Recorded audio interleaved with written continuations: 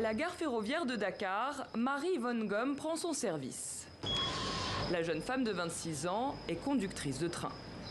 Un métier auquel, a priori, rien ne l'a prédestinée. Titulaire d'une licence en informatique, elle exerce le métier de community manager quand une offre d'emploi vient susciter son intérêt.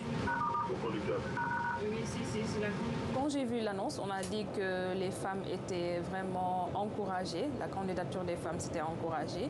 Je me suis dit que bon, s'ils écrivent ça, c'est que je vais tenter, je vais essayer. Mais à l'avant, je savais que c'était un métier qui était le plus carrément homme.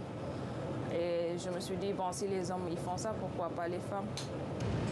Elles sont au total 13 femmes sur 70 conducteurs de train à la SETER, la société d'exploitation du TER, une filiale de la SNCF, la Société nationale des chemins de fer français.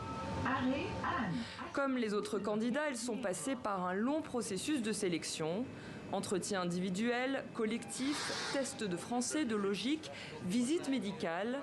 Puis elles ont suivi une formation de 4 mois pendant laquelle elles ont appris la conduite, mais aussi les gestes de base de la maintenance et du dépannage. Les femmes ont quasiment toutes terminé, soit major de leur promotion ou dans les meilleurs.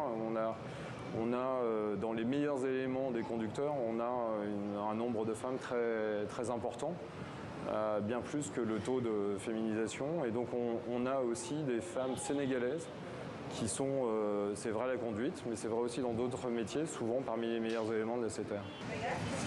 Les Diop sont venus en famille pour découvrir le tout nouveau TER. Ce père de famille, ingénieur de formation, se réjouit de la présence d'une femme à la tête du train. Si on se réfère à certains pays dans le monde où une femme ne peut même pas conduire une voiture, et aujourd'hui on est au Sénégal, en Afrique de l'Ouest, le train qui fait partie des trains les plus modernes dans le monde, une nouvelle technologie, aujourd'hui à la tête une femme, je pense qu'aujourd'hui le Sénégal a fait un pas manifestement important dans la moderniser.